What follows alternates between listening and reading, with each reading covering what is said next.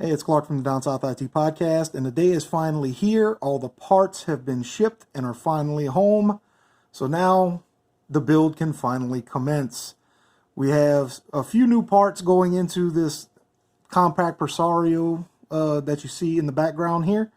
That's going to be a rebuild for my Plex server, and I kind of wanted it to be a sleeper. So I already went ahead and ripped all of the guts out of that one.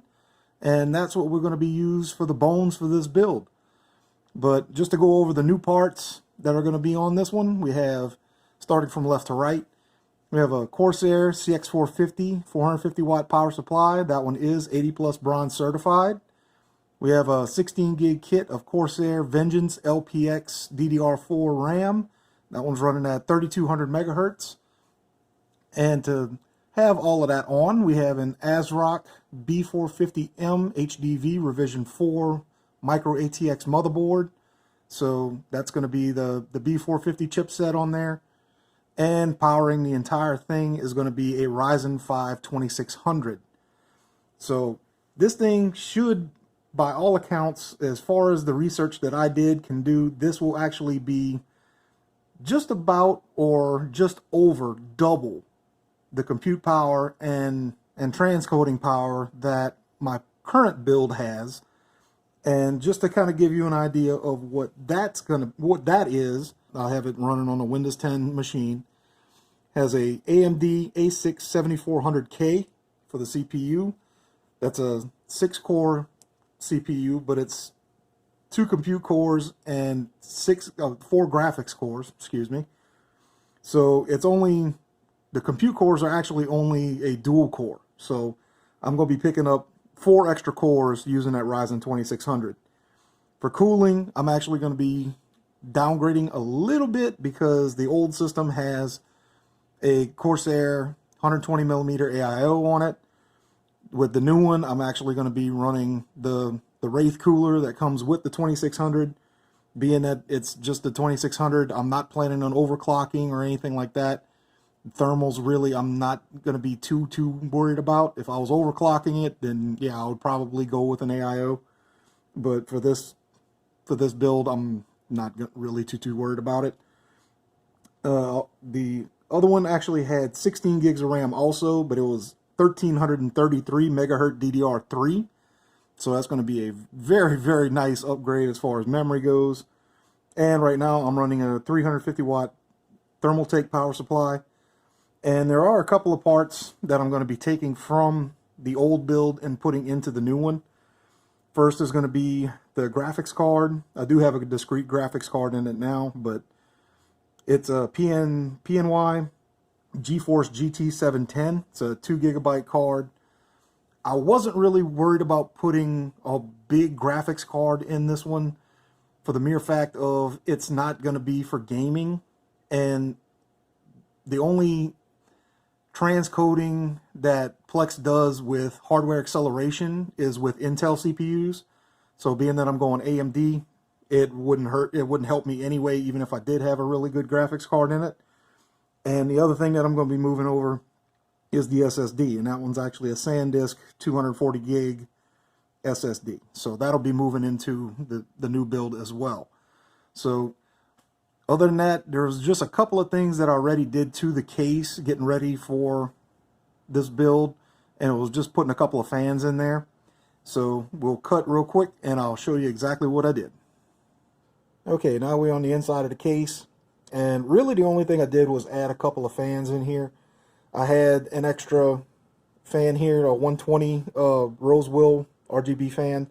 I'm still debating whether or not I want to add the RGB to it or not. You really won't be able to see it because of the case, so I'm not all that worried about RGB right now. I still have all of the leads here for the front I/O. I'm keeping, believe it or not, I'm going to keep the CD drive in the top, the DVD-ROM drive. So that I'm actually going to keep. Still wondering why, but hey, it's going to be a throwback anyway, so it's got to be a sleeper, so it's got to work. And the other one that I put in right here was an 80 mil exhaust fan. So this one I had laying around too. I think I bought it from Best Buy. It's an Insignia brand. So, but between these two fans and the Wraith cooler, that's going to be on the CPU. I really don't think that I'm going to have too many thermal issues. If it does turn out to do that, then I'll add a AIO somewhere. I'm not exactly sure where I'm going to put it yet, but it may require a new case. So we'll have to kind of play that one by ear once it happens. So, but that's the inside of the case. This is where we're going to start. These are the bones. So let's get to building.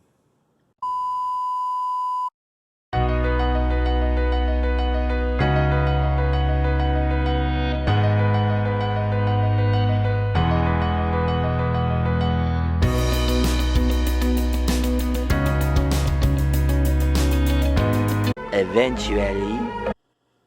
Okay, so after a series of unfortunate events, the previous case was actually grounding out everything on the motherboard, so it never actually would turn on. So now I'm back with a new case. This is a H510 from NZXT, and we're going to go ahead and build in this case. So this one should be a little bit easier, and it's going to be a little more modern. So as you can tell, I did do a little bit of painting just to kind of make it my own and to add some white touches to accent the motherboard. So we'll go ahead and kind of give you a tour of this one real quick. So right here we got our two 120 mil fans in the front on the white painted bracket. Under the shroud we'll have the power supply. So that actually goes in right here. It already has a rear exhaust fan and a top exhaust fan, which I'm not actually going to be using because this motherboard only has two fan headers. So, and I don't have a splitter. Now, this is the same IO shield that I had before. I just painted it black just to match the back. And very plain on the front. Very plain. Just the NZXT logo. On top, we have a combination 3.5 millimeter headphone and microphone adapter. We got a USB Type-C and USB 3. Don't know what purple is. I'm assuming that's going to be Gen 3.2, and the power on, power off button. So it does have filters on it. On the side here, this whole baffle does have a filter on the back of it, and there's a filter also underneath right here where the power supply is going to go. So I'm going to get the glass and the other side panel off, and we'll start building. All right, well, we'll go ahead and start with the power supply on this one, and get some of these wires out the way. And the good thing is these usually seat fairly well in these.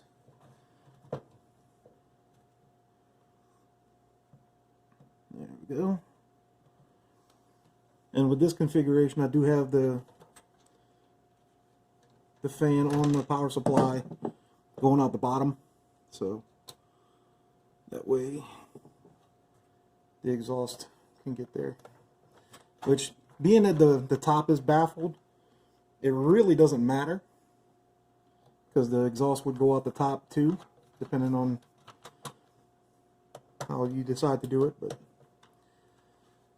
I'm going to do it out the bottom.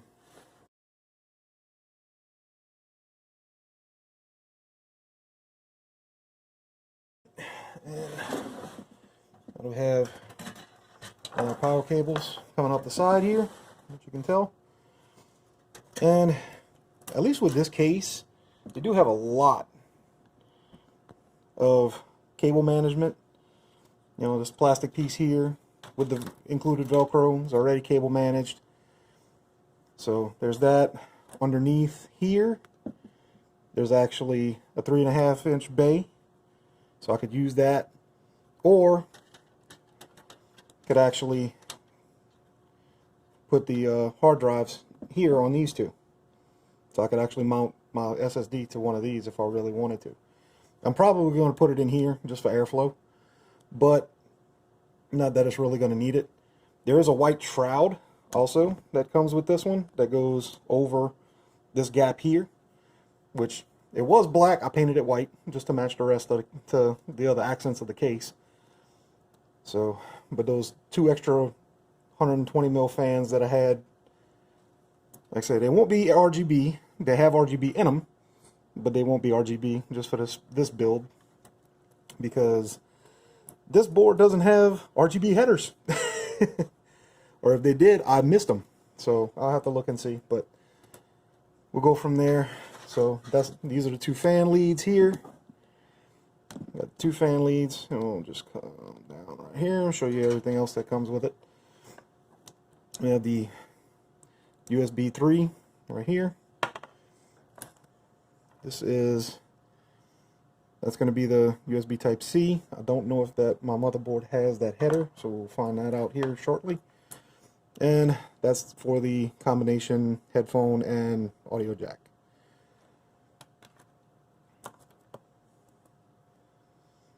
And there's also a front panel connector, but that one actually has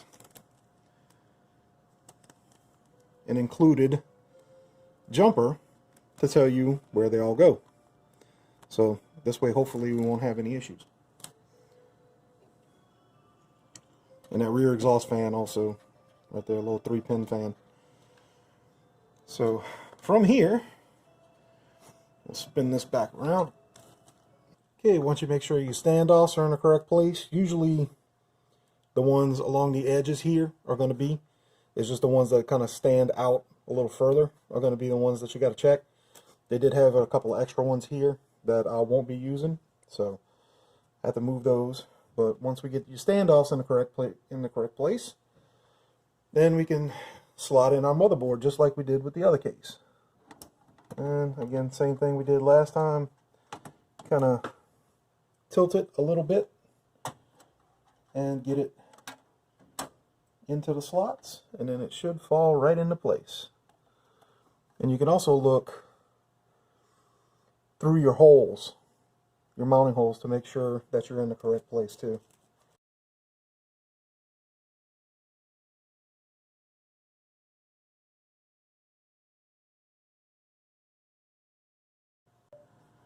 Alright, now we got that mounted, so we'll go ahead and plug in our SATA cable for our hard drive. Since I don't have the CD-ROM on this one, then we'll go from there. So send this one back here, make sure it's straight, no way it looks like it's going to be good for cable management. And then we'll start, we'll move to the back here and then start passing stuff through and plugging it in.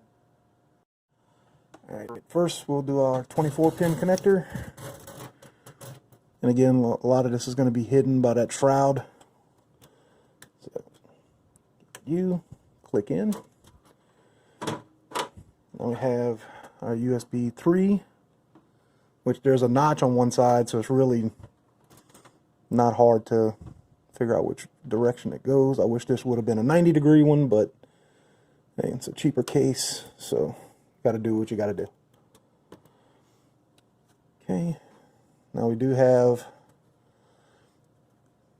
this for our front panel. I'm going to actually use that little, we'll try it, why not?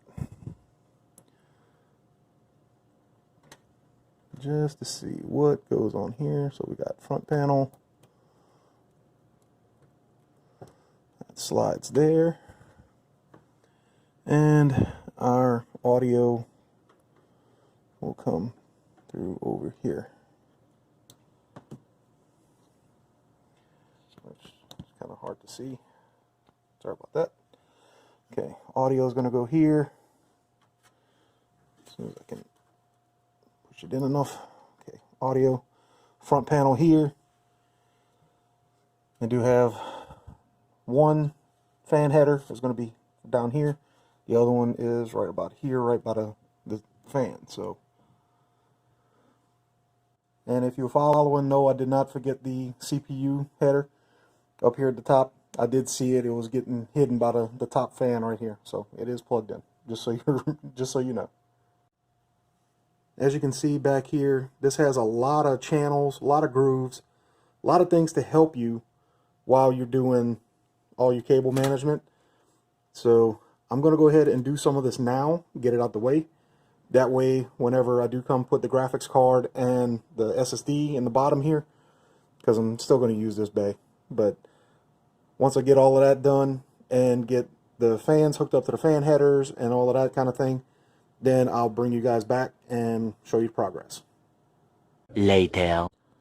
All right, well, after a little less than an hour, we've got all the cable management done, as you can tell. And to be honest, this is probably one of the easier cases that it is to cable manage. And this is probably one of the better jobs that I've done on some of the systems that I've had. The only two things we got left sticking out here are going to be SATA cable and SATA power for the hard drive, the SSD. And instead of using the little chassis that's under here, I did decide to probably be a little bit cleaner look and took off one of the brackets from the back. So I'm going to go ahead and mount it to that, and then this will mount to right here. So took it from here. That's where the hard drive is going to go, right there. So we'll go ahead and I'll pull all the parts off of the old system one more time, and then we'll get them installed on this one. 2 hours later. Okay, after some more troubleshooting and a whole bunch of aggravation, it turns out the issue that I was having could have been a combination of grounding, but it was more than likely the power supply itself. So that one was dead. And what I ended up having to do, as you can tell, I've changed out some cables here. The 4-pin going to the CPU and the 24-pin right there has been changed. And we'll go ahead and come around the back and I'll show you exactly what we got going. So what I ended up having to do was, that's not the Corsair power supply. That is the original power supply that was in the Plex server before I started. So I ended up having to use that one because that one actually works. So now that I got that, all of the cable management is done. I wish this wasn't there, but the cable's not long enough, so I kind of had to make do. But all in all, the hard drive's mounted, all of the other cable management's done, everything looks good. The power supply is known working, which is always a plus. So last two things are going to be putting the graphics card back in, and then putting that little shroud over where the cables come in right here. So we'll go ahead, I'll lay this thing down real quick, and then we'll go from there. From here, we do have screws on the outside to hold the graphics card in right here. So just as a quick measure, it's going to be, looks like that second one. So go ahead and take that spacer out. At least all these spacers are, you can just take them out individually instead of having to break them off like in some of the other cases. So that's actually very nice. And then we ought to be able to slide this back in. There we go. And once we get that lined up,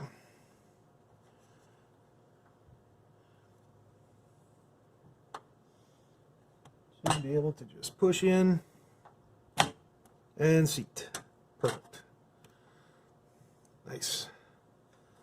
The good thing is there's actually even a notch in that card right there, so that cable isn't gonna be a problem. So that's always nice too.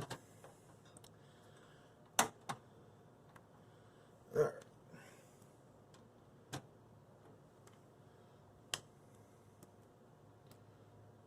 Get the mounting screw in here.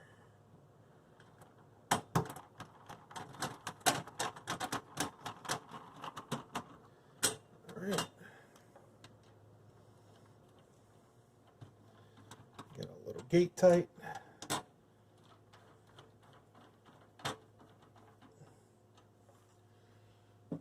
And that's it for the graphics card. So that one's done. All right, we'll pick this one back up and we'll go ahead and I'll install that shroud and then we can show you the finished product. All right, we are done. Everything is in. Graphics card is in. All the cabling is done. Cable managed in the back. Everything is done. Now all we have to do is go start it up and see what happens. So I'm hoping that the power supply was the issue. I really am. After all of this fighting and everything, I'm really hoping that that's the only thing that's the problem with this. But if that's all that it was, I think I can hang with that. So we are just gonna roll with that. So let's go ahead and get it plugged up and we go from there. Let's see what she'll do. Eventually. All right, we got her in her place and she's all plugged up. So let's see what she does.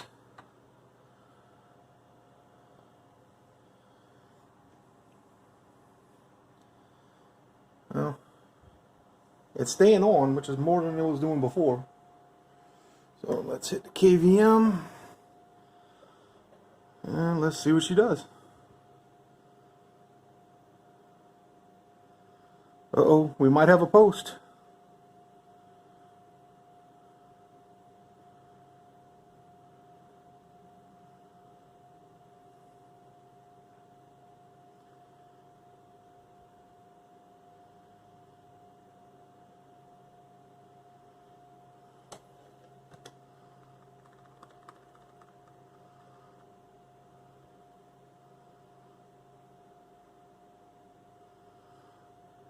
All right, we got into the BIOS.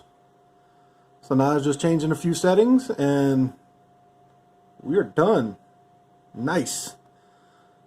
All right, well, thank y'all for watching. I know this has been a slog because it's been a slog for me too. So hopefully you learned something, and because God knows I did.